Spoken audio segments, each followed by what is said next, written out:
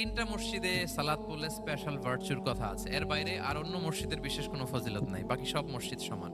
এক হচ্ছে মসজিদুল হারাম, 1 রাকাতে 1 লক্ষ রাকাত। 2 নাম্বার মসজিদে নববী, 1 রাকাতে 1000 রাকাতের সওয়াব। আর একটা দুর্বল বর্ণনায় 50,000 রাকাতের সওয়াব। 3 নম্বরে এই মসজিদুল আকসা, 1 রাকাতে 500 রাকাতের সওয়াব। এই 3 মসজিদে যেন আমরা যে সালাত আদায় করতে পারি, আল্লাহ তুমি তৌফিক দান করো। 2 মসজিদে তো একেবারেই সহজ যাওয়া, মক্কা মদিনাতে।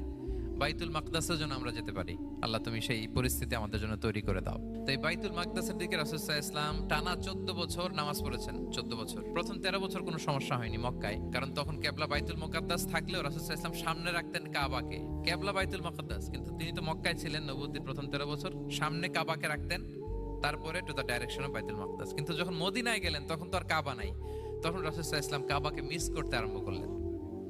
আর প্রায় আল্লাহর কাছে কামনা করতেন, আমার বংশের গোড়া ইব্রাহিম আলাইহিস সালামের